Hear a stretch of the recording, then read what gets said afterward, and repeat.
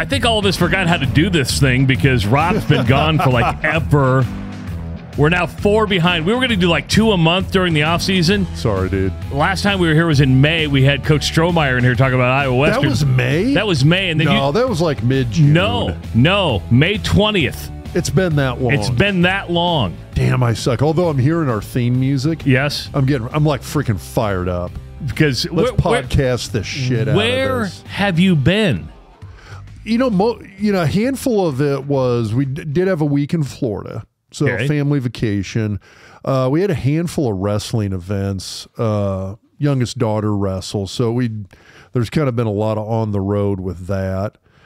Been busy with work. Work has been busy. All right. It has. I mean, it's kind of weird because usually summer hits and you get a little bit of a slowdown, and then like September, October, November, you hit deductible season. Yeah. Everybody's got their deductible met, so everybody rolls into the hospital to, this knee's been bugging me for about 6 months. You know what? I got my colonoscopy. Wife got her carpal tunnels fixed. Got the deductible met. I'm going to go ahead and get my knee fixed because it's going to cost hardly anything out of pocket. That's the way to do it. If you're watching on YouTube, you can see Connor Orr is sitting here with us today, and today's going to be an NIL podcast. Connor, we're going to get to you, I promise. And by the way, you brought beer. What is this beer that you brought? So this one is the Gnome Gang. It's a Ommegang. Ommegang. See, I'm sold easily with cute little characters. The gnomes did it. There it is. It is a blonde Belgian-style ale. It has 9.5%. Holy shit, dude. Exactly. You guys are going to be smoked at the end of this. Now, believe it or not, because it's been well over a month since our last podcast, we've had several shipment of beers dropped off at MCL Construction where I work, right? I have cases upon cases of beer sitting in my office right now. People walk by my office every day and like wondering if I'm a raging alcoholic and I drink at work. It's not the case. But Cody dropped off a bunch of beer from Arkansas. He works up at Prairie Meadows in Des Moines. He works with the horses. And he happened to be driving through, and he dropped off a bunch of beer. Corn Coast dropped off some beer for us. Oh, nice. And our buddy down in Atlanta. Craig came back up. Craig is always good. He comes up to see his 90-plus-year-old mom, and every time he comes up, he brings us some beer, which is really, really cool. The state of Georgia has some great breweries. It really does. Now, you are wearing an Original Pipeline T-shirt today. I am. Because the Original Pipeline has a big event coming up at the end of the month. We do. July 22nd, Warhorse Event Center.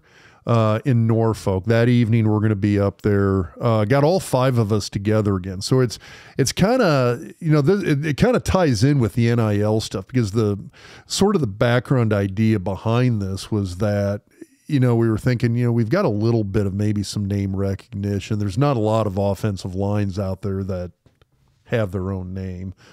And so we figured this might be a method that we could kind of put ourselves out there sort of as a fundraising, part of the fundraising effort towards NIL, and direct it towards the offensive line. So that's kind of that's kind of the driving force behind all of this, is to kind of get to a point where we can generate enough money that we can make these donations, NIL donations, but have it directed towards the offensive line. So you can. It's kind of like giving to the foundation, where you say, here's where I want my money to go, right? Exactly. So you can say, I want this money to go to the offensive line. So you got T-shirts. I know you guys are going to be podcasting, maybe some YouTube stuff. Does that jerky, the Pipeline jerky, do you guys get a cut of that? Is that a part of that? We've definitely done some partnership with Pipeline Jerky, which, there's some Pipeline Jerky koozies right here. And is that the Go Big Redcast guys? Are those the ones who do it? It's different group of guys. So if you get on Twitter, you got Husk guys. I think it's Husk guys, and so the ones you're talking about. So that's Go Big Redcast. So it is a different group of guys. Although they've done a lot of promotion stuff with Pipeline Jerky as well too. Which, by the way, the pork jerky is just freaking killer. It's so damn good. And it's a Nebraska company, isn't it? Like it is. They are based out of Nebraska. I think their main plant's up by West Point. But yeah, and I think the family, I think originally Omaha area, but yeah, they've got the main pork production facilities up by West Point, but they've all local stuff. It's all locally produced. I buy the jerky myself. Like I don't even do the, hey, could you guys get me a hookup here? You mean you don't go, you know who I am? Nah, well, they do know who I am, but I know who they are too. You know who doesn't know who you are? And I'm a little pissed off about it. Who's that? Okay, so I was in Waterloo over the weekend. I don't know if you saw the pictures. I went to Farmer Brown's. That looked okay. That was a serious piece of prime rib. Yeah, so I went to Farmer Brown's for the very first time. I was a Farmer Brown's virgin, okay? I didn't know what to expect. I went with Steve Swanstrom, CEO of Centrist Federal Credit Union, and we had a great time. But I got like the middle cut, which was 22 ounces of prime rib. But that was the middle. That was the middle cut. There's like a bigger one. Yes, a bigger cut. Had a great time at Farmer Brown's. Okay, then we went downtown Waterloo. I didn't know there was a downtown Waterloo, but there is a downtown Waterloo. We went to a bar called the Doghouse Saloon. Okay, they have some live music on the outside. Up on the wall, they've got like their Husker Ring of Fame. Was that your first time at the Doghouse? Yes. Okay, I've never been there. It's a great bar, but they pissed me off because Rob's not on their Hall of Fame or Wall of Fame. I know. So give me a for instance, who's up there? Wiegert's up there. Well, yeah, I mean the guys in the college Carricker's football up there. Hall of Fame. He's solid. I'm just saying, you are a Campbell Trophy winner. You are the smartest Nebraska player in the history of Nebraska football. Yeah, but I mean, if you think of on-field productivity, did they have somebody else? I mean, if you had like...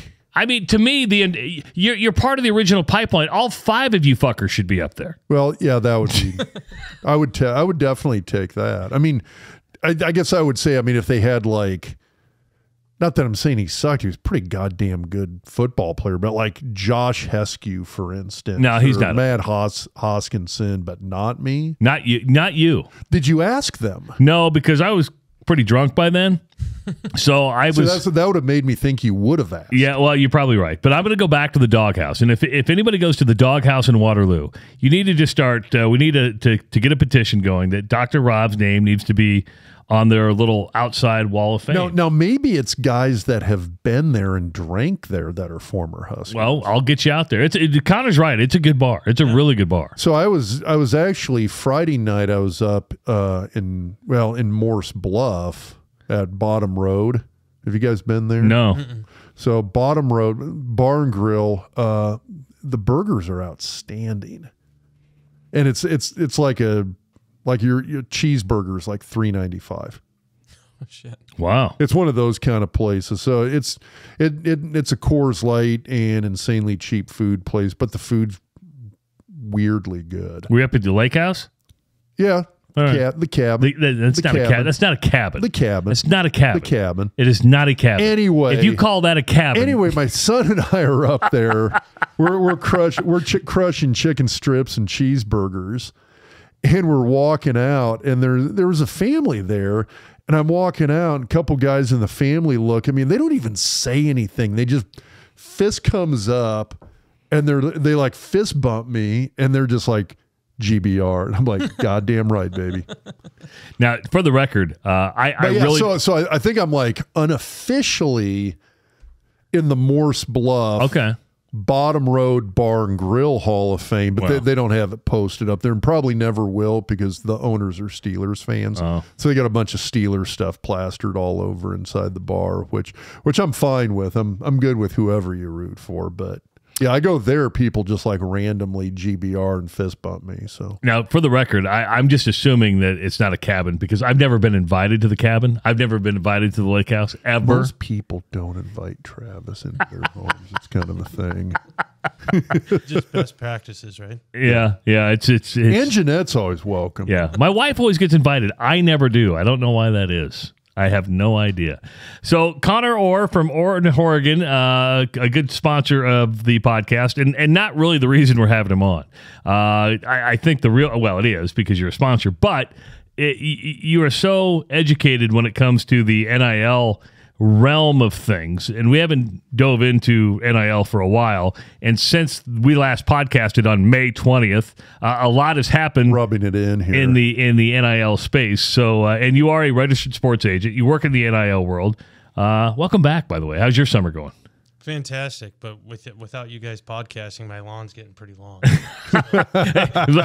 you only mow when the podcast comes out? So you guys think of different things when you hear the music run, but I think of my lawnmower starting when you are not the only person I've talked to who's been like, dude, like I listen to you when I'm mowing the lawn.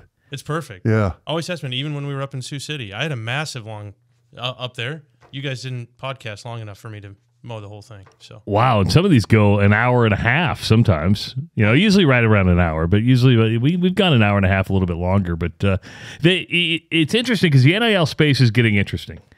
On3 came out with its top 20 influential collectives. I don't know if you saw that. Let's start with the collective, and that is the IRS has come out and said, listen, collectives, your nonprofit status is going to be heavily reviewed because it's obvious what a lot of these collectives are. That's pay for play. Let's just call it what it is. I hate this. Well, we're thinking about the kids in the community, and we're reaching out. That's bullshit. It's pay for play. We always known that. But when it comes to the nonprofit status, and we were talking before we hit record, it's a lot better to set a collective up as a for-profit. Correct? Yeah, I think it's easier. Especially long term.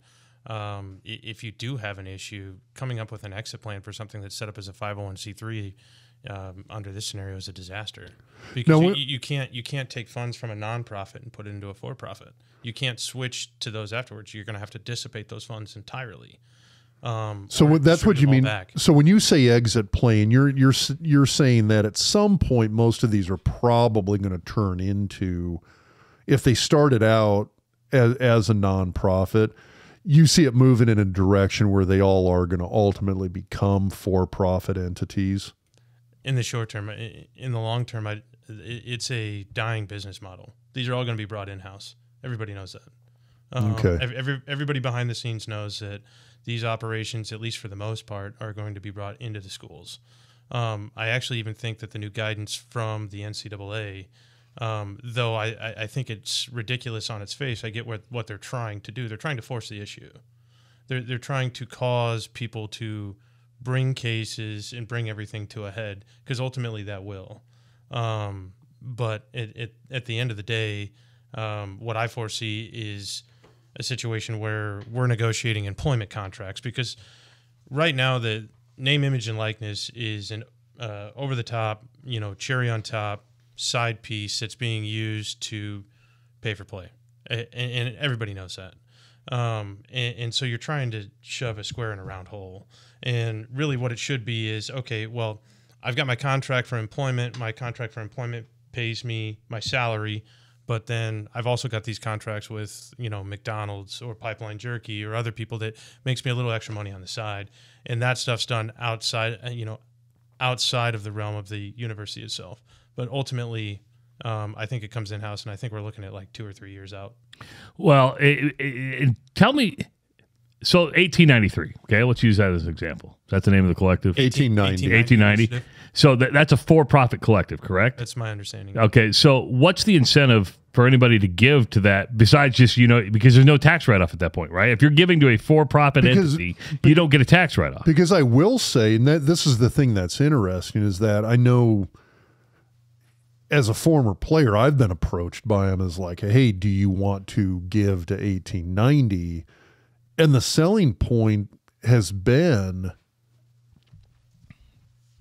hey, you can write this off. Now, when I took a good hard look at it, I'm like, I don't know if I can. Yeah. I mean, I don't, and it was actually one of those, I really don't think I can. Now, if I make any substantial contribution to that collective or any collective, I mean, with the original pipeline stuff we've got going on, I think that all our efforts would be going to that. But I'm just saying, if I was going to be making a donation to any major collective, man, I'd have my own, like I would not be doing TurboTax on this. I'd be having a pretty damn well qualified accountant taking a look at this and kind of going through everything with a fine-tooth comb before I decided to write anything off. So in my mind, really what you should look at if you're on the business side is, what is my return on investment? right? So this is all about marketing. At least it's supposed to be, the NIL side of things. That's why it makes a ton of sense that Hy-Vee's picked up Caitlin Clark. Why wouldn't you? Selling like hotcakes. Well, well, I mean, let's be honest. And Nebraska fans got mad at me. You'll remember a couple weeks ago I put out that Caitlin Clark was in. They had a stand-up of her in the Grand Island Hy-Vee. And Nebraska fans got a little mad at me. I said, listen, whether you like it or not, she's the most famous female athlete in the United States right now. I really do believe that. She's up there. Yeah. And maybe one of the top 10 most famous athletes, male or female. I'm not saying it's going to last that long. I'm just saying right now, based off the last year that she had. Think about this. She was on SportsCenter every single night. They just showed her Pro-Am appearance at the John Deere Classic on ESPN. Yeah, that was all over the internet. Yes. I mean, there's star power there. I mean, that's so you're right. I mean, that makes a lot of sense. That's where NIL is supposed to come in. The problem is we don't have the ability to employ them yet. Yeah, but if you're going through a collective, you kind of lose a lot of that. I mean, if I'm like, let's say the Doc Talk Sports podcast wanted to support Nebraska athletics, and so we were going to make a donation through the 1890 collective. What's I don't see a return on investment other than pride in the fact that we're supporting Nebraska athletics because Traz a huge Husker fan. I mean, everybody knows this. So, I thought you were going to say that they were going to give to Iowa State. Well, he does like the Cyclones too. Oh my God. But the bottom line is that, I mean, when you mention return on investment, if you're going through a collective, I don't see a return on investment there. I agree, and that's why I think it's a dying model. Did you see the On3? And On3's been a really good content lately. On3 put out an article a couple weeks ago about collective fatigue and donor fatigue, saying, "Well, hold on for a second. If I'm paying for, you're paying players, yes, but you want to see results, and if you don't get the results, A&M's a pretty good example here, right? Is that what's their incentive to keep giving? Because there is." You want to buy wins, you want to buy championships. And if you don't buy wins and if you're not buying championships, why am I going to continue to give to you? Beyond that, as a business owner myself, I want return on investment for my company. So not only do I want you to win, but I want to be the one who's on his chest in front of the TV because that's what's going to drive business into mine. That's what NIL is supposed to be. But you don't, and that's the thing that I mean, when you talk about it as a dying business model, that makes more and what you said makes more and more sense as we're talking about this. Just in the sense that I think the collectives themselves, if you're a collective, you've got a degree of, I don't know if power is the right word, but you've got sort of that booster cachet.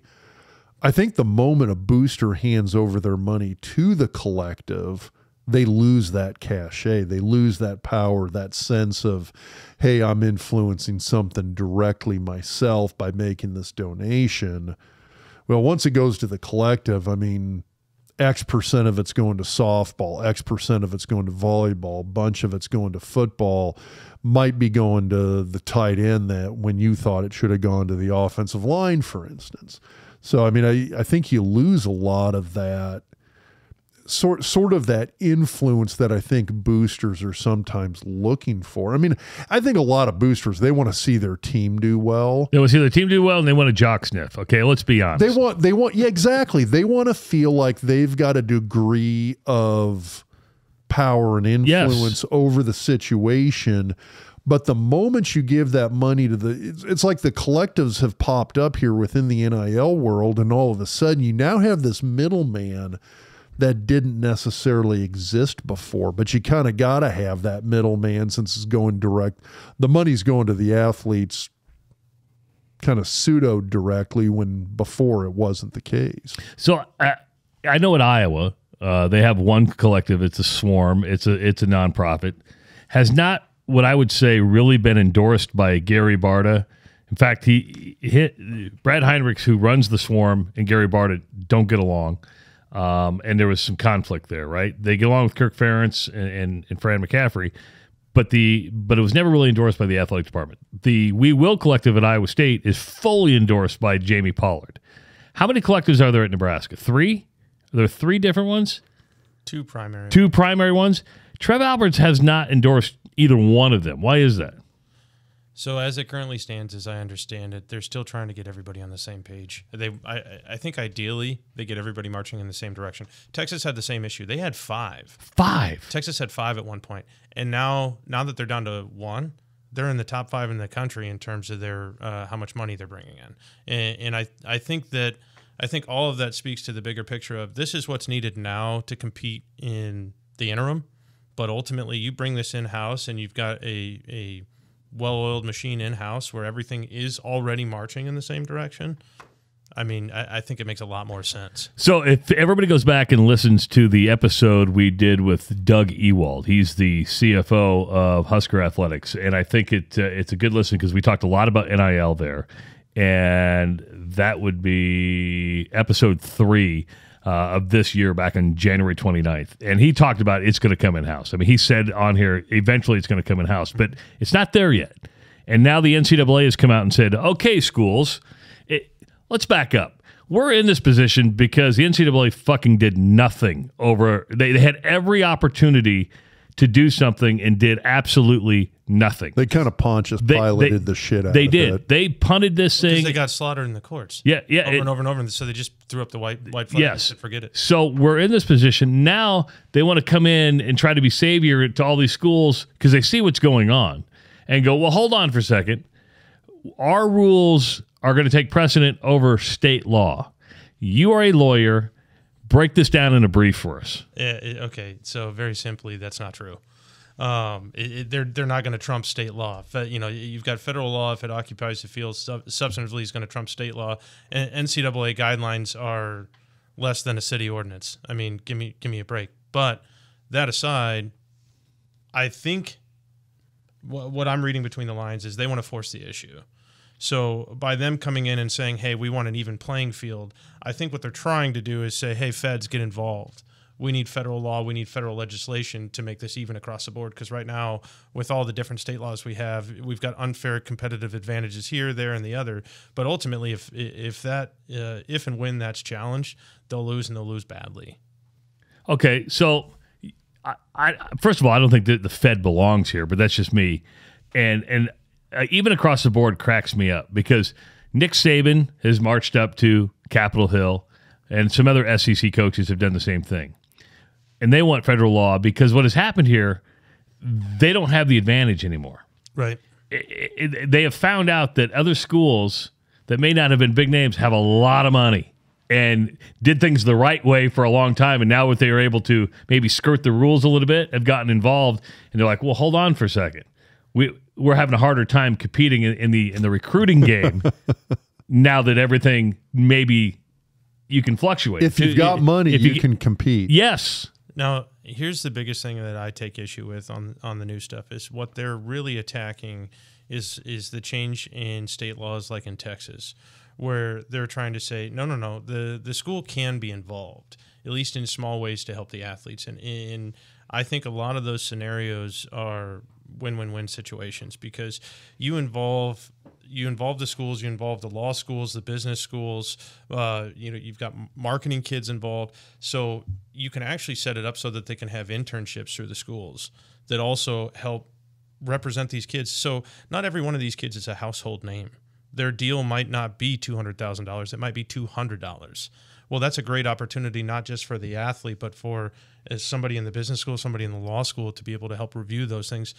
Why not let them do that?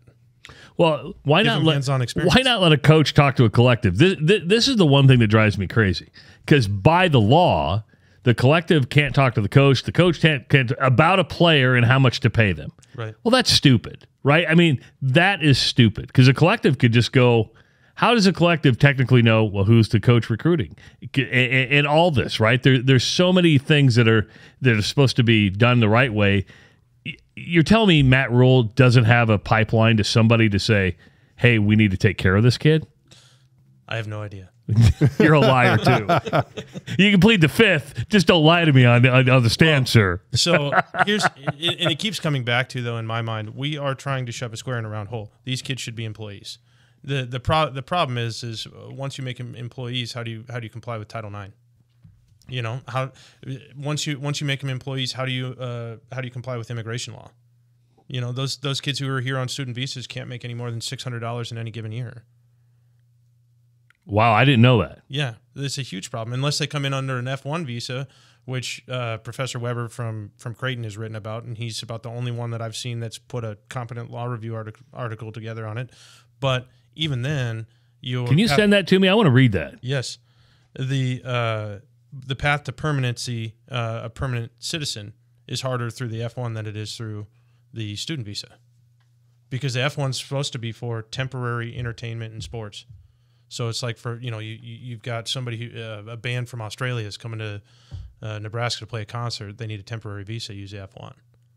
Oh. So, but I believe there is an exception that you can make more than 600. I'm not an immigration attorney. I'm not even going to pretend to be. So take this with a grain of salt. Ask our neighbors. Cleep Lakeman has a few that do immigration. So, I believe that if you work for the school, there's an exception. So you can make more than that 600. So, but I don't know if that's got a cap to it. That's where the feds have to come in, because once these kids become employees, there's a whole number of federal laws implicated that need to change to make it work. Do you think California did the NCAA a favor here? Because California was ready in its assembly to do this exact thing, make them employees. They decided to table it for a year. Do you think they took it to the brink, the NCAA got scared, they backed off? Because there's always politics that takes place here. Do you think California purposely tabled for a year and said, figure it out, or we're going to come back next year and do this? If I had to guess, they probably had people from the conferences talking to them saying, like, hey, we're trying to figure this out. Don't force the issue yet. We don't quite have the model. I think the conferences are going to do it. I don't think the NCAA will. Not at the Power 5 level. Well, then at this point, we've talked about why do we have the NCAA? Why have the NCAA? Couldn't agree more. Now, the big question is, your son plays at Augustana. What happens does the NCAA exist for Division II and Division III in government? I understand some governments, and I don't think the NCAA is all bad, right? I mean, it's not all bad. There's some good things that happen there. There is, but I mean, at that point, it's almost, you could do away with the NC2A and have the Association of Division II Universities. Like, you could have sort of a de facto or same thing as the NC2A, but just they create their own entity. Yeah, but that's a big bureaucracy that a lot of people don't want to deal with. They don't mind being on committees and stuff, but there's a lot of bureaucracy you got to pull. I don't think you need it as big as where Rob's going, because we saw it, right, with the kid that we worked together on. Yeah. Now I think they're coming down harder on situations where they still have power. And I think that's them trying to justify the fact that of their own existence. Yeah. Whereas a smaller version with a commissioner that oversees Division II, Division III, one for each, maybe it doesn't matter, that doesn't feel the need to be pounding their chest, pounding the table like, hey, we still need to exist, has some benefit. But you could even do it at the conference level, even, I think. I mean, you could have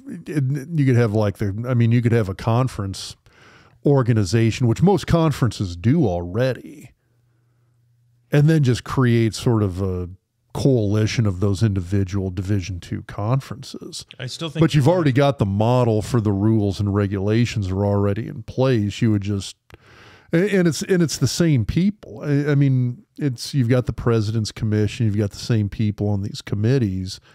But yeah, I think you remove the umbrella of the NC2A, and all of a sudden, kind of like what you said, the chest pounding and the need for self-affirmation goes away. So Joe Moglia, former CEO and chairman of TD Ameritrade, now Charles Schwab, has been on this podcast several times. He's not a big fan of NIL. He's made it perfectly clear on this podcast that he's not a fan.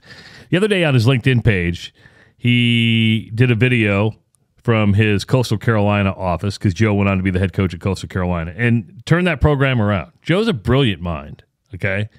Here's what he had to say about NIL and moving forward, accepting that it's here. the NCAA should come in, or college athletics in general should come in and say, okay, NIL exists. If you're going to pay somebody $2 million, you're going to pay somebody $25,000, fine, you do that. You set that up. But these are not transparent. Most of these negotiations go on behind the scenes. So you're talking about covert ops almost. So not only now are student athletes no longer amateurs, they're professionals, they're getting paid.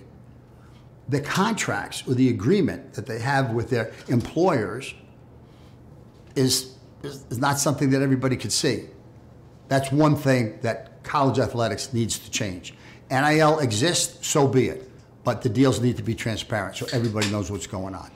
So you say he's leading into being an employee at that point, right? Correct. So my question is having these be, when he says transparency, I'm hearing we should know how much every kid makes. Is that what you hear? Because that's what I hear.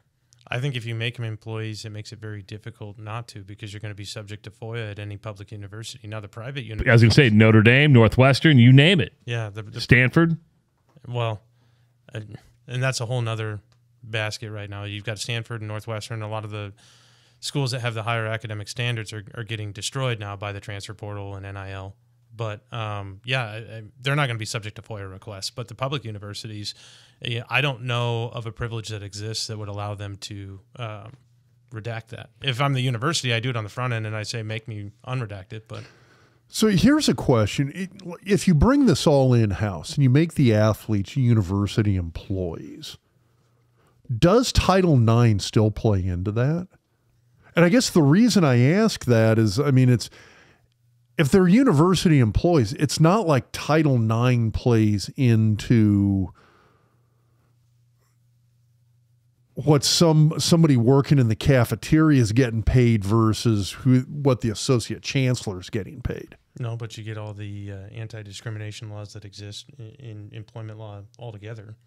And you're going to have people that put together arguments. I'm surprised. Here's my argument. Football makes more fucking money than field hockey. That's my argument. Right. I mean, football makes more money than women's basketball. Football makes more money than any women's or men's sport, other sports out there. That's my argument. But it didn't stop women's soccer and men's soccer from fighting it out until they came to resolution as well. Guess who made more money? Men's soccer. Yes. It's a fact. Ultimately, men's soccer caved, though, and they are paying a good portion of their profits to women's soccer. Which, I'm going to sound like a sexist pig, but listen, it is what it is, right? The WNBA exists for one reason. Why? Because it's subsidized by the NBA. It's the fact. Now, WNBA, I wouldn't say that's equal because they don't make as lot of money. A lot of these women have to go play overseas. If it wasn't for Brittany Griner and getting, not assaulted, but verbally assaulted at an airport, they would still be flying commercial. Caitlin, everybody's going, is Caitlin Clark going to go to the WNBA next year? I go, why? She'll travel better and probably have better surround or accommodations at Iowa than she would in the WNBA because she's got the COVID year. But if you have transparency, does that mean you have to pay everybody equal at that point? Would you have to pay? I mean, are your quarterbacks the same? I mean, are you even across the board? No, I mean, or are you going to have a salary cap? There's a couple of different philosophies. There's some coaches who want to push for the even right now. I believe that was some of the. I wasn't there in the meeting, but I believe that was some of the discussion between the two collectives we have in Nebraska. Is that one was essentially going to be base pay, and one was going to be above and beyond for your different. Well, we know which one's above and beyond because they have all the money. Right, but there was the 1890 has all the money. That was some of the middle grounds discussion. Some of the stuff that was proposed, as I understand it, and that makes sense. Because if you have like a baseline, you're going to be able to keep happy. It throws in another dynamic though, and I think Rob can probably speak to it more. I think the question is more about from like a coaching perspective. How do you keep the locker room all happy? But I mean, sports are hierarchy based anyway. And I guess that's kind of been my take on it. I mean, when you look at the offensive line at Nebraska, let's take just the pipeline. It's like, I mean, you can look at Zach Weger. Okay, the guy's an Outland Trophy winner. Yeah, he's going to command more money. You're a Campbell Trophy winner. Well, that's academics. That's thinking about stuff. I'll make more money. Once I'm done playing football, I will make way more money because of my brain than anything else. That's what that. How many of the means. in-game adjustments came from you, though? Being the smartest guy on the line. You know what? You kind of controlled what you did over on your side of the field. But I mean, the thing is, though, too, I mean, all of us were great at that. I say that in all honesty, but it didn't stop me from recognizing that you got a 2-time All-American and Outland Trophy winner, 3-time All-Conference guy in Zach Wiegert. You were the Big 8 Conference Player of the Year. Shared it with Fred Hoiberg. I forgot. Hoiberg, yeah. I was Big 8 Athlete of the Year. That's awesome. But I mean that hierarchy exists. Everybody knows the quarterback's the guy. Everybody knows that star running back is the guy. I mean, everybody knows that if you've got like an Ed Stewart, he's kind of the guy on defense. It's you kind of recognize that. I mean, athletes know that. You've got first string, second string, third string. And if you're at Iowa, it's the punter, right? It's the punter. Yeah. Punting wins. 100%. But yeah, there's this hierarchy system within sports. The person in soccer who's turning a hat trick week in and week out. Same thing in hockey. The person who's the star defender on the hockey team, the person who's the leading scorer on the basketball Let's use softball as an example. Jordy Ball's making more money than anybody else on Nebraska's softball team. And guess what? She deserves it. The rest of those girls know that. As somebody who resides in Papillion, I'm very happy to see her come back. Yeah. I'm excited. They went from 600 season ticket holders to now they have a list of 2,000 or 3,000 waiting. Yeah. Wow. Yeah, 2 days after she committed. Yeah. Okay, let me ask you, if she doesn't win a national title in Nebraska, is it a waste? I don't think so. I think that I really appreciate what she's trying to do. Just like what volleyball's done at Nebraska, you get,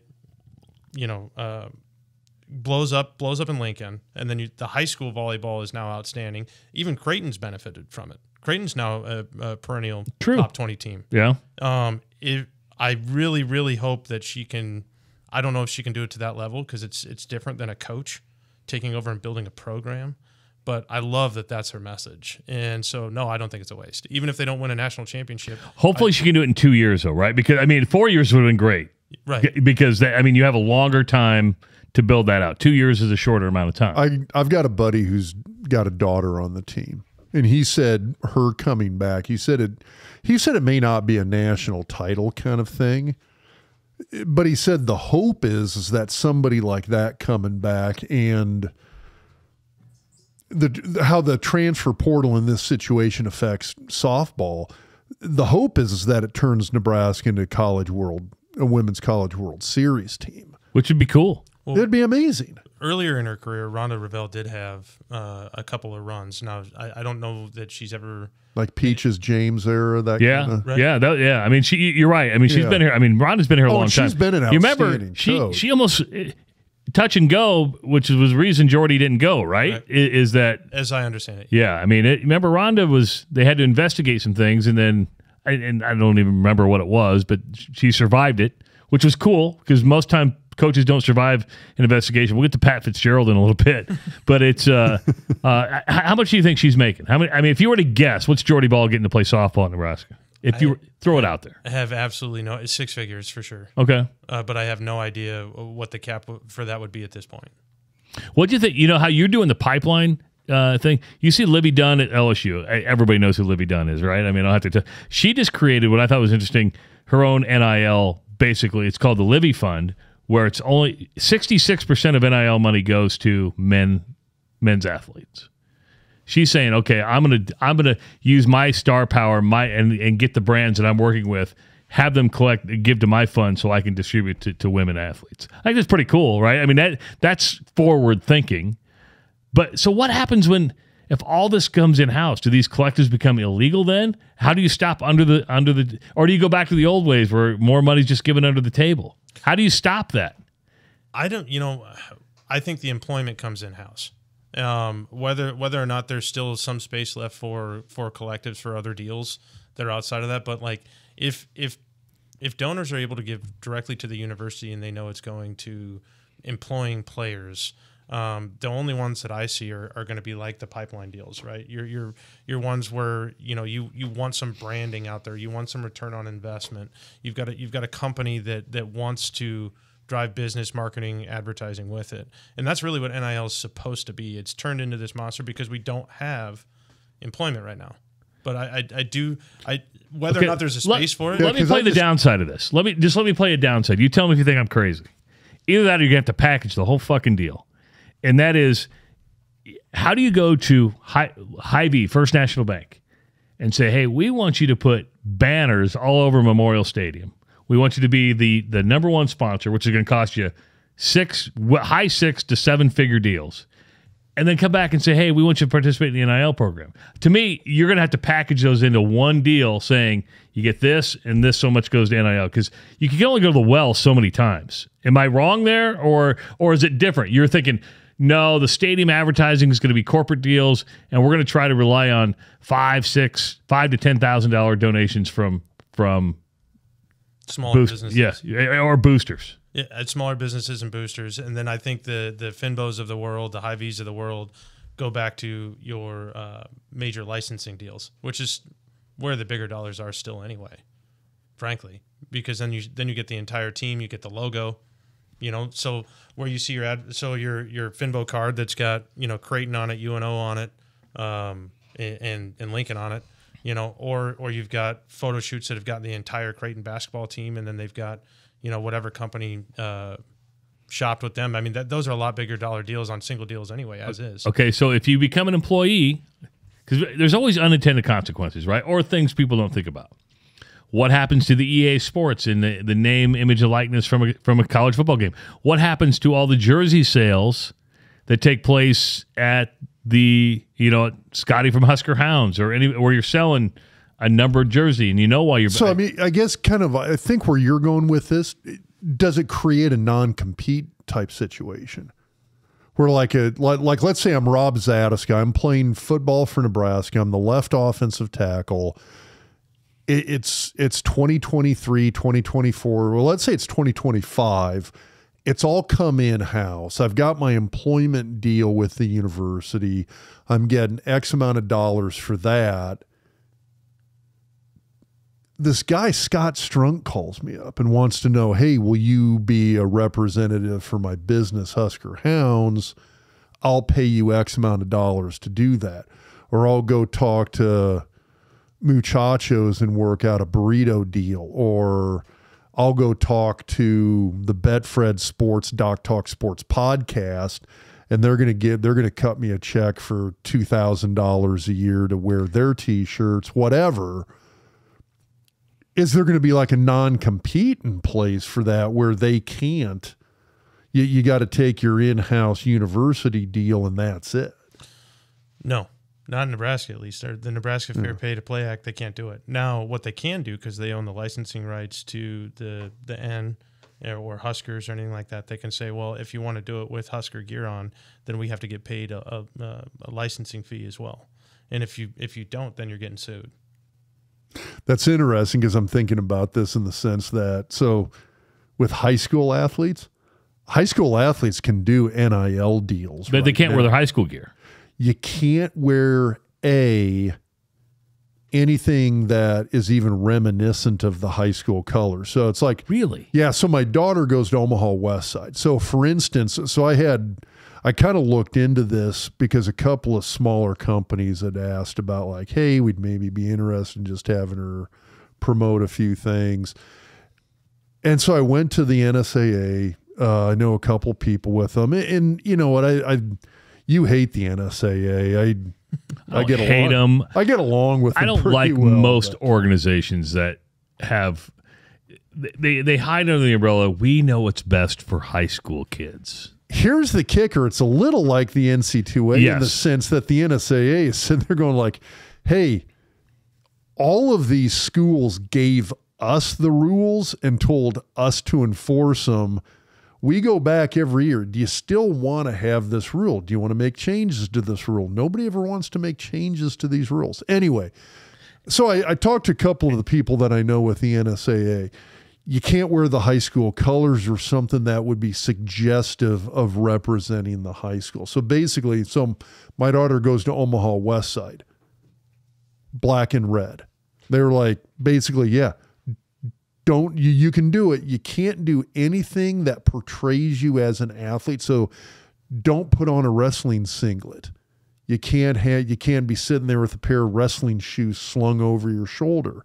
You can't wear the high school colors. If you do that, all of a sudden it can be assumed that you're representing the high school or you're representing the sport of wrestling. All of a sudden that's where it becomes a no. But what if said company who's sponsoring you is red and black and they want you to wear their t-shirt? Well, that does kind of change things a little bit, but I mean it'd have to be pretty damn specific. So 2 examples here. There's an exception in the NSAA rules when they adopted them December 2021. I haven't checked if they've updated them since, but if it's for a nonprofit, you can. Westside actually did with UNMC do a photo shoot for UNMC magazine where one of the players wore his jersey. Funny enough though, out in Blair, where my hometown, they Blair Bears, baby. That's right. That's Purple. right. Marty Rogers. You know Marty? I don't know Marty. Former athletic director, I believe it was. Went to high school with Marty. Well, I went to Millard North. Grew up. in Oh, Millard that's North. right. You went to Millard North. Sorry. So I played EVW out there, but I didn't play high So school. you turned Okay. your back on Blair. Yeah, you That's what turned you're your saying. Yeah. We had, when you got a school that's got AP and IB like they did, and then you've got Adam Shada, Seth Olson, Jeff Darpinian, Corey Young. I mean, Yeah, I heard two in other Hawkeyes. words- I heard two in other Hawkeyes words- in there. In I other heard words, two everybody Hawkeyes in there. Yeah, everybody who went to Iowa. I'm in 8th grade watching 6 future Power 5 guys, 5 future pro guys, and I'm like, yeah, I think I want to go there. But they had my mom actually helped out with one of the photo shoots here, but they had one that was on a billboard that was right outside of right past Irvington exit, where they had 4 or 5 kids in Blair Bear jerseys for the local hospital. And somebody took issue with it and turned them into the NSAA, and the NSAA said, well, you got to take it down. A week later, it's the same 5 kids in white jerseys that are just totally whitewashed. And I'm like, who cares? Yeah. They're supporting a local hospital, but people pick those rules. Yeah, apart. that part of it seems ridiculous. I guess so. I get what you're saying. I'm saying in the sense of it, like I'm talking pure profit. Yeah. Yeah. Like I'm talking 100% pure. This is a money-making gig, but we're going to pay the kid.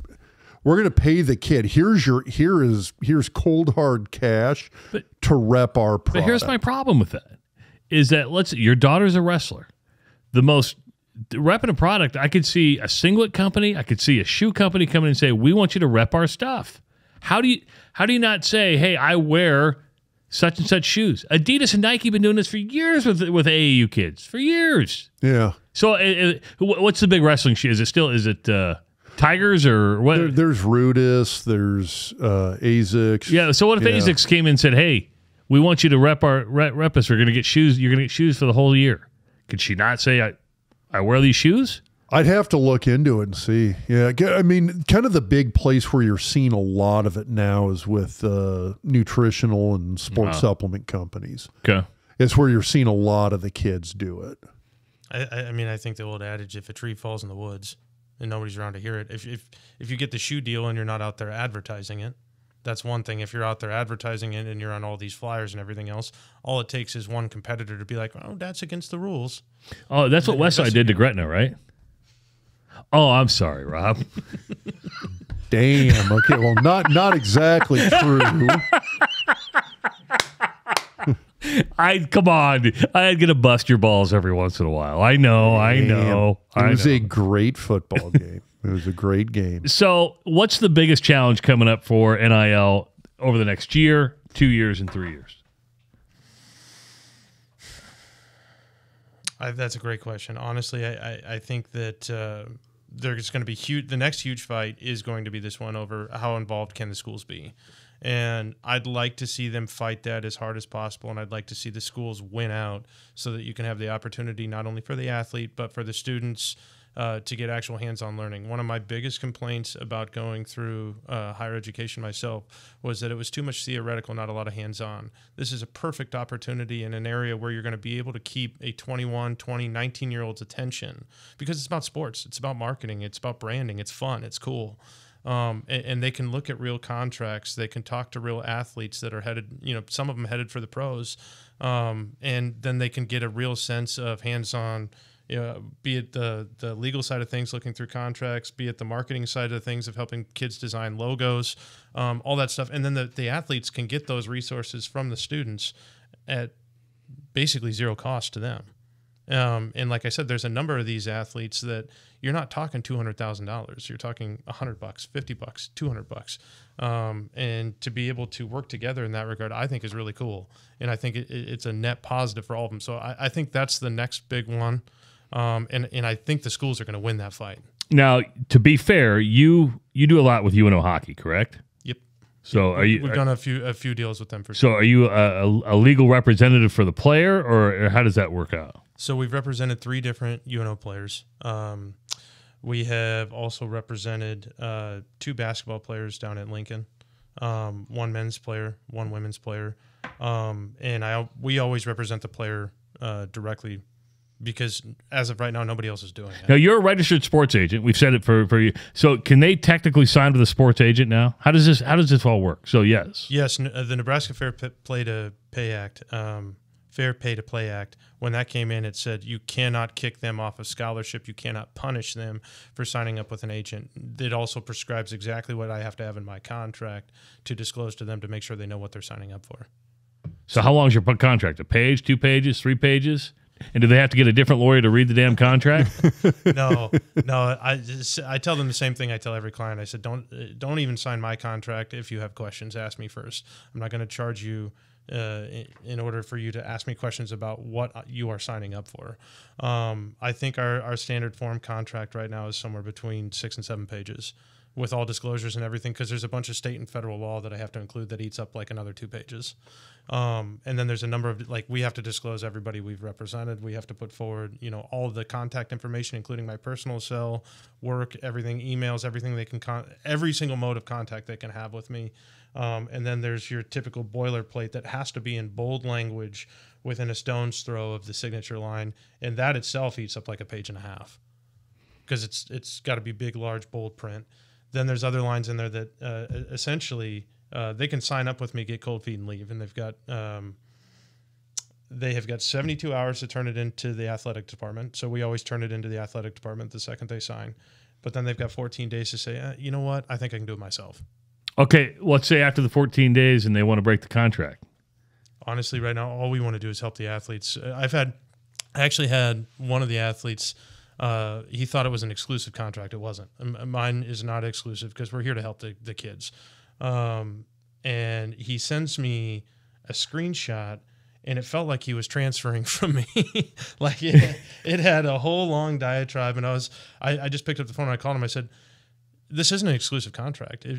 I don't have to take a cut of every deal that you touch. If you want me to review it or you want me to do actual work, obviously I'm going to charge something, because otherwise it's an impermissible gift under the NCAA guidelines. But no, if you've got a deal with so-and-so that you brought in and you want to do it yourself, that's fine. That's up to you. Did he stay with you then? We helped him on a couple other things down the road. But the first text I got was legitimately, he wrote it out in a notes app, and it read just like, I don't think it said respect my decision at the bottom, but it essentially had the same respect my decision. The greatest, two of the biggest lines that are said in the transfer portal. I can't fucking stand them. With that being said, and respect my decision, right? I want to know, who was the first person to ever say, respect my decision? Well, what happens is they get beat up on social media, and they're like, just respect my, but they'll go through this, my time and blah, blah, blah, blah, blah, blah, blah, blah, blah. With that being said, I am entering the transfer portal. You just said all this nice stuff. With that being said, fuck you. Yeah, if you're posting it on social media, it's going to get dissected on social media. Like at some point, I want to see somebody hit the like a big name player, hit the transfer portal, leave, sign with somebody else, and go and play for somebody else, and not say a freaking word about any of it on social media. Like, just go do it. Don't say anything. Don't announce it. Well, nothing. These kids nowadays, be it athletes, be it other kids, though, they live everything through their phones. And the NIL stuff is only a small portion of what we do. We do it because we want to help the kids. It couldn't keep. Oh, bullshit! You do it because you want one of these guys to turn pro and you get to represent them when they're pros. Well, that's a whole nother ball of wax. You do got to pay the bills at some point. Right. Yeah, I mean, you're a sports agent. Okay, right. Hey, I'm a doctor. Yeah. Don't talk to me about money, dude. Okay, every doctor goes into the profession because ultimately they want to help other people. But guess what? I got bills to pay too. Yeah. I got kids in school. Cabin. I got a cabin. Yeah, I mean, at some point you got to pay new master bedroom. Yeah, you got to pay the electrical bill at some point. I mean, it's one of those. I would have been happy being a. How long? Well, I okay, don't know what, honest God, because we're 3 years into this now, so we're what 4 or 5 years away from hearing the stories. I made $500,000-$600,000 a year as a college player, and I'm destitute now, and I have nothing because I didn't. Once I was out, I didn't even come close to making that money. Right. Do you think it happens? Yes. I do. Yeah. Oh, 100%. Well, and see, that's one of the biggest things that we came in and we wanted to do is we wanted to represent the athletes because we have through, for instance, through like the estate planning we have a number of financial planners we work with. And, if somebody's out there hawking products, we can help them set up an LLC and things like that to help limit their personal liability and everything like that. These kids, as it stands right now, are signing deals where they see money on the line and that's it. Now, I will say it sounds like a number of the ones locally do have the resources, and they had a number of those in place through like your life skills and things like that. But yeah, absolutely, that's happening out there, and you're gonna have the Warren Sapps of the world that make all kinds of money but end up bankrupt on the other side of things, and it's a disaster. Well, I remember that was one of the things Ewald touched on when we did the podcast with him on bringing it in-house, is that the university has some of those educational resources in terms of setting the kids up with, hey, here's your tax planning, financial and investment planning. Here's your compliance department that can work with them.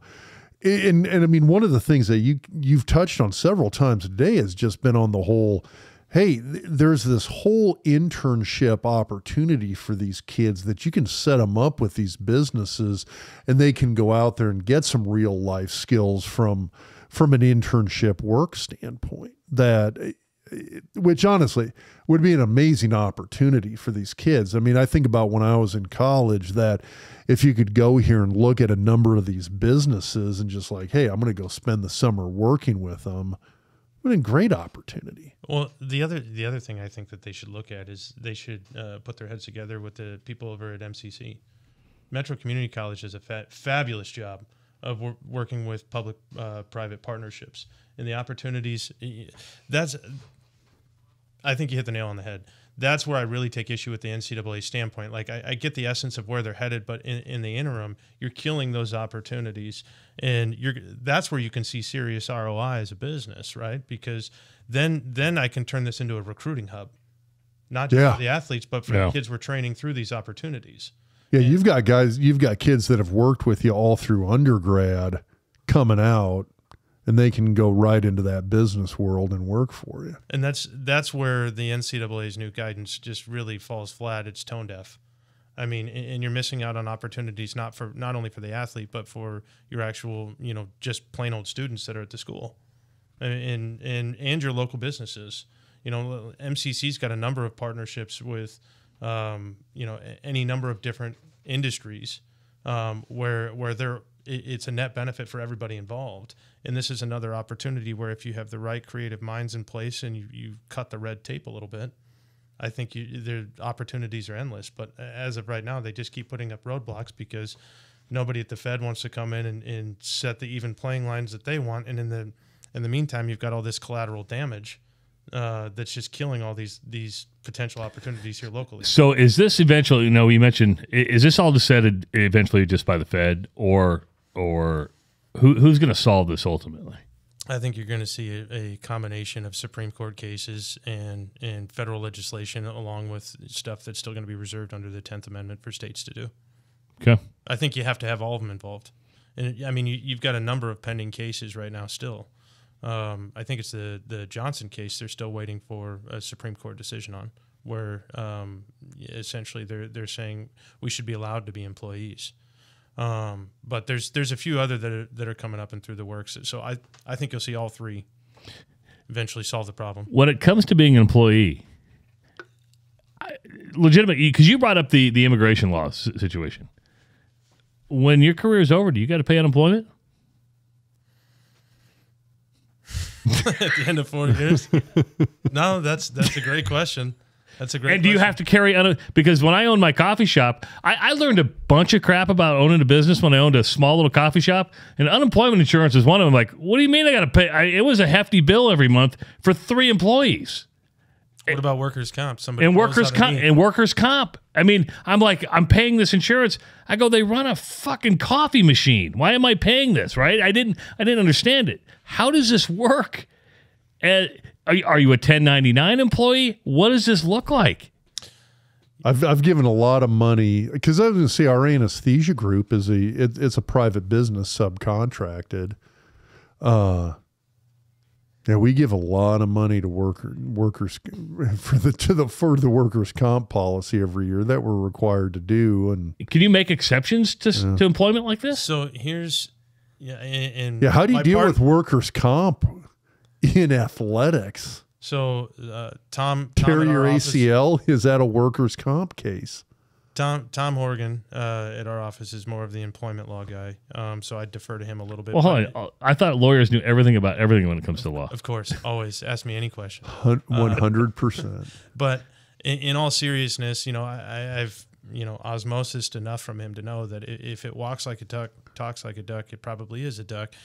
So that applies here in your employment situation, where even if you try to make them 1099s, if you have full control of what they do every minute of every day, how do you call them a 1099er? Because that's a freelancer at that point, right? I can come and go as I want. Correct. But if you have to be at this table at this time, you have to be at this practice at this time, and you have to do so as a part of your 1099 employment.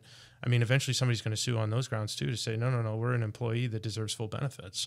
But I think the other answer to this question is once these kids figure out that they can get in and collectively bargain, I think that's going to open up a whole nother can of worms that's going to drag this out for any number of years. Wow.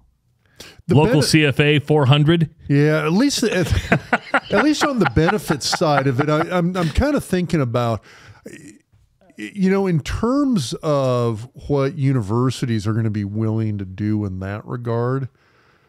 I don't think that'll be a massive shift. Just because I think about the fact that, like, right now, going back forever, if you had a medical issue, the university usually handled it. Yeah, but it comes after. Like, let's use Willie Miller as an example. I mean, he had a lot of stuff that took place that was caused by football. Yeah, that's a good point. That he didn't get fixed for, 5-6 years after 10 that? 10 years. Yeah. Yeah. Yeah, like how long does that coverage last? Yeah. Lingering effects of CTE, how far can I relate that back? Yeah. I mean, so there's a lot of issues. Yeah, I mean, there's got to be some cutoff on some stuff. I mean, on a lot of those injuries, I don't know. There's models for it. I mean, I guess I look at it in the sense of the NFL has there's a pre-existing model there for disability that the NFL has, where if X number of years after you've retired from playing pro football, you come back and you can go through their system and their process for evaluation. Hey, I've got this. I think it happened when I was playing football is the reason my spine's messed up, my knees messed up, whatever. And they've got a physician network. They've got a third-party physician. Because what bothers you? Your shoulder? Check. Well, I had 2 shoulder surgeries before I ever got out of high school. Now, I tend to be pretty pragmatic about this stuff, and I'm one of those guys that I'm going to sit back and go, okay, this was my fucking decision to play. Oh, you're a realist. Yeah. You don't play the blame game. Yeah. So if my knees are screwed up and my shoulders are screwed up and I'll turn 52 this fall, and I got to be honest with you, I don't really remember the name of my firstborn child. Well, guess what? That's on me because I'm the one who decided to play the sport. And honestly, when I was playing pro football, we'd sit around and have discussions about concussions and the effects that concussions had. You can't tell me we didn't know that it was damaging. We did. So I'm a realist in that regard. But the fact remains that there's already a system in place that you could base these models on when it comes to disability and how you work this out. I mean, I can right now, if I had a issue, I could go to the NFL and say, hey, I've got this. Let's start the evaluation process. And they've got a group of in-house physicians. I say in-house physicians, subcontracted physicians that work in the area that I could go to be evaluated by them.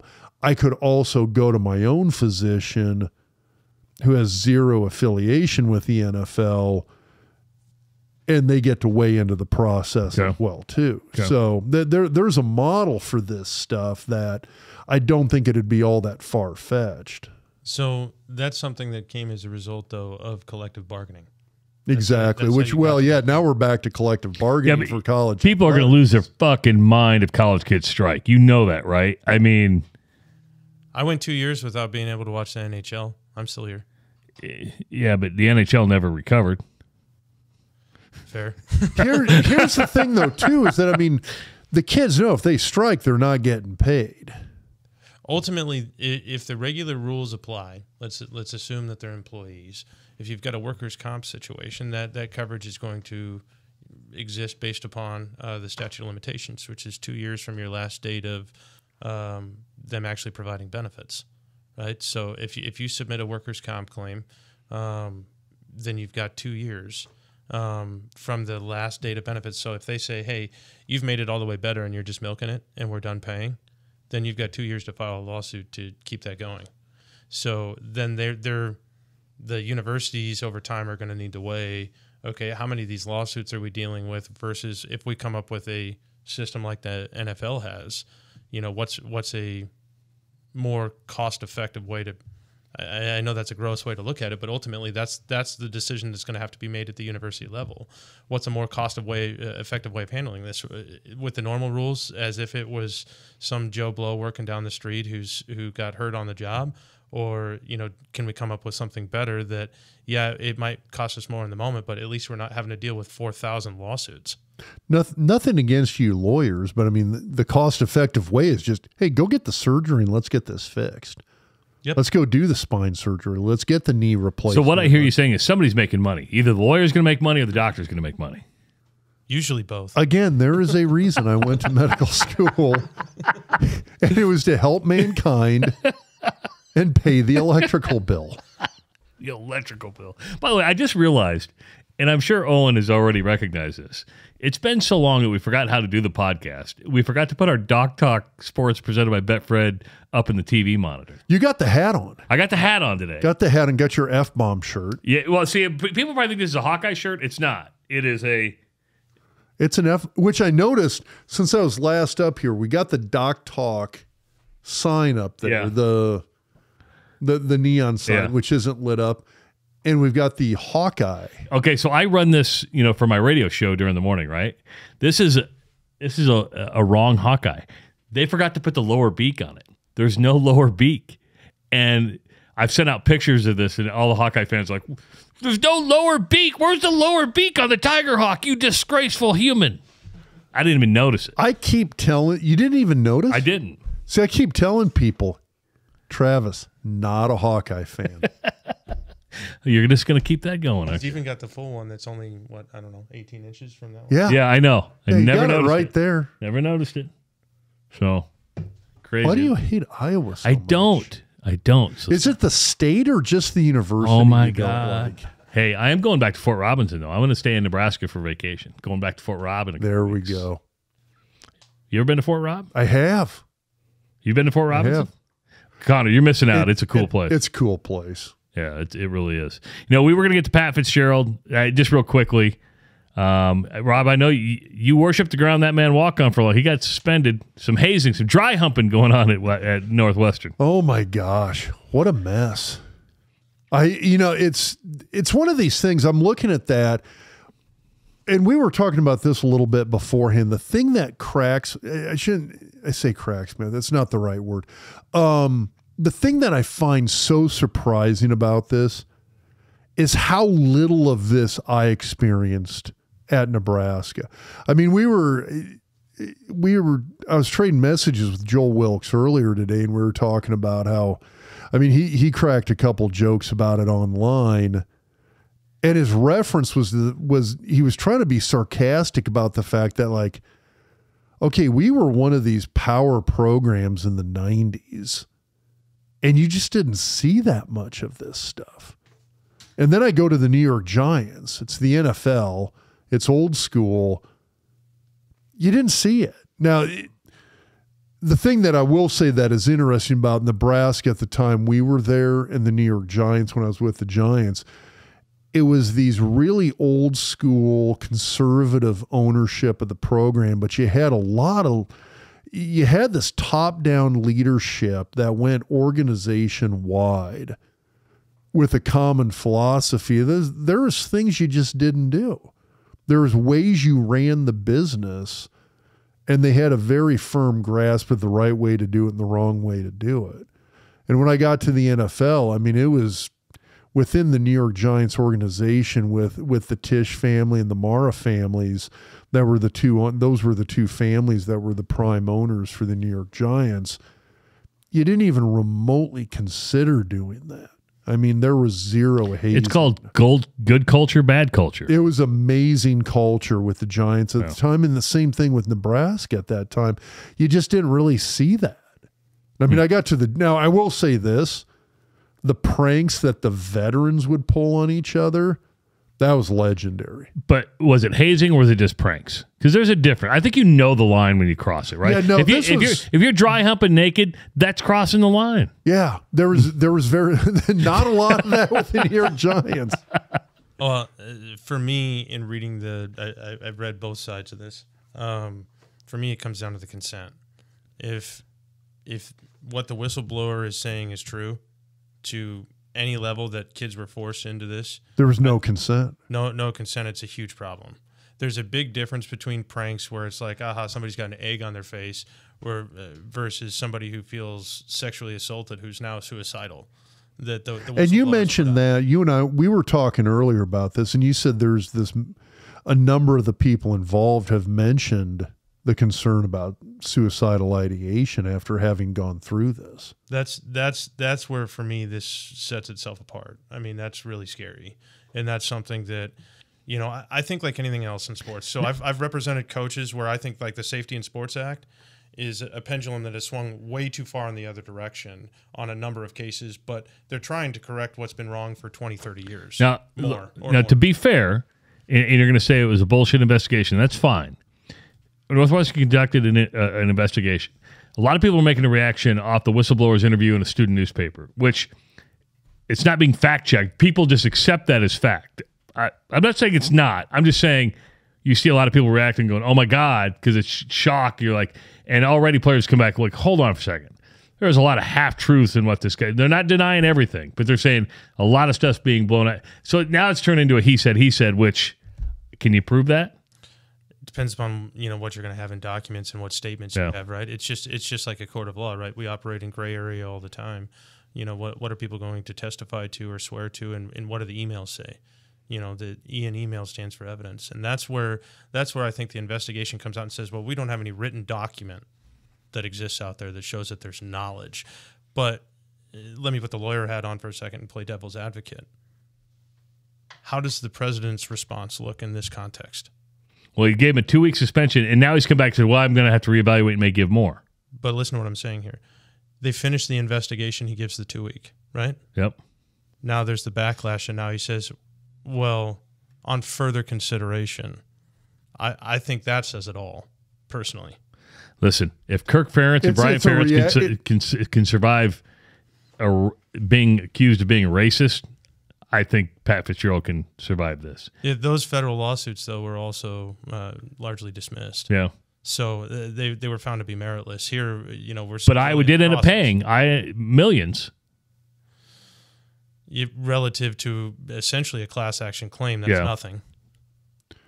The other thing and is only one there's firing, right? Yes. Doyle was the only one. Doyle was the one who got fired. Yeah. The other thing is too is there's kind of this in terms of what has stigma and what doesn't have stigma, and I say this. Sadly, this is true, or sadly, I think this sadly is true. There's a degree of, I don't know if acceptance is the right word, but I think if it's a racial issue, I think society as the whole tends to blow it off more than if it's a sexual based issue. Okay. Penn State, I don't Penn disagree State, with you. Baylor. Yeah. The guillotine fell there in both those situations. I mean, people went to prison. I think a lot of people are just shocked. It's 2023. How are you still fucking hazing?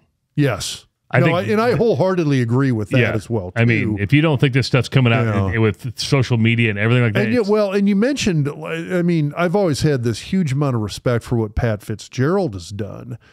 And the question there then becomes, you can, what did he, I can't remember, one of you guys had asked me or had made the comment like, well, what did he know and when did he know it? And I'm like, okay, in these situations, oftentimes as a leader of an organization, it's not whether or not you knew it. It's you should have known and you should have stopped it. Yeah. There's a shoulda component to this as well, too, that I think the president is going to end up basing some decisions upon here. It's not necessarily the public perception is definitely going to play into it. But the shoulda is going to play into it as well, too. And it's not going to be a case of what did Fitzgerald know and or when did he know it. It's should he have known it and should he have had greater control over the program such that these allegations never should have existed in the first place. Not because the allegations didn't happen, but because the events that led to the allegations. I know head coaches, and they are micromanagers to a T. Maybe not necessarily, but what I'm saying is stuff like this, I don't know. But if it's happening within the locker room, bull. I'm going to call bull. As a player, I mean, I knew everything that happened when I was there at Nebraska. Yes. And you didn't have, well, at least when I was there, you didn't have half the team dry humping freshmen, for God's sake. Now, I didn't know this. Northwestern was still doing fall camp in Kenosha, Wisconsin. They would go up to like Kenosha and do that's always a little dangerous thing too, well, right? How far is Kenosha? I don't know, probably. As part of this, that got canceled. Though. Yeah, it did. And a non-football representative is going to be in the locker room at all times. So now that'll be kind of interesting. I mean, that's kind of that's an interesting aspect that they added to that. Yeah. So give a good commercial for your law firm now, or in Oregon. So, or is it Oregon? Okay, Kenosha. Oregon. We've got the answer. Kenosha is literally north. It's literally North Evanston. Then why go off campus? It's a good point. I mean, it's literally when you have the best indoor football facility in the country. Right now. Well, right now. Yeah, I mean, it's literally. We'll see if that one ever gets done. Evanston sits halfway between Kenosha and Chicago. Okay. So, I mean, if you look at Evanston as a suburb of Chicago, basically, Kenosha's like, I don't know if you can see that on the map. It's right there. It's right there. Yeah, I mean, basically, this would be like Nebraska saying, hey, we're going off campus and we're going to have this, we're going someplace completely different and we're going to have a team camp. Was that 70s show based in Kenosha? I know it was Wisconsin. Yeah. I don't know. Yeah. But this would be like Nebraska. This would be like the University of Nebraska saying, "Hey, we're going over to Waverly." Hey, do you see the Ray Gun T-shirt? Well, I've seen. I own a few. Yeah, and we got to talk about that. But they got a new one out saying Gretna, Omaha's first line of defense from Lincoln. I like that one. I thought it was pretty funny. I thought that's funny. All right, give your commercial for the law firm. So we're a general practice. We try to be an everyday man, everyday woman shop. It's easier for me to explain what we don't do. We can help you out with just about anything other than patents, immigration, or bankruptcy. Those are three very nuanced areas, but outside of that, we're happy to help anybody, and we've got a good array of clients. We've actually now picked up 2 additional employees. We have got an office manager and paralegal who's been a fantastic hire from New Jersey. We're still trying to teach her to be a little bit Midwestern here and there. Where in New Jersey is she from? Do you know? I don't know. Does she sound like Fran Dresser, from The Nanny? When she says coffee. Coffee. But I miss New Jersey. Tiff's been a fantastic addition, and then we've picked up an associate, Julie Greenemeyer, and she's been fabulous. Whatever I can't handle, Tom handles, and Julie's a do-it-all. She can handle anything. So we're growing and happy to help anybody. Got a good client base, but obviously looking to grow that in any way we can. So orrhorgan.com, right? ORRHORGAN.com. Phone number? 402-408-6488 is our general line. Hey, before I get this out, he's going to get pissed at me, but Owen's been working on his album for like a year and a half now, right? And Rob, you just saw Owen in concert not too long ago. He just put this out today. His first single, Tonight I Feel Fine, is going to be available on all streaming platforms on July 21st. You can go to ojusticemusic.com on Twitter. Search Owen Justice on Facebook. It's also on Doc's Twitter page at Doc Talk Sports. Yeah, we posted it today. Yeah, pre-save that single. So go to Spotify or go to the link right now and you can pre-save that single coming out July 21st and the full album coming out later in the fall. Now, to be fair, he keeps things from me, right? He produces a show, does a hell of a job. I haven't heard any of the album yet. I have not even heard Really? He won't let me hear it. I don't know why. Is it superstitious? No. It's his. You're just really critical. I'm so critical. Yes, I agree with that.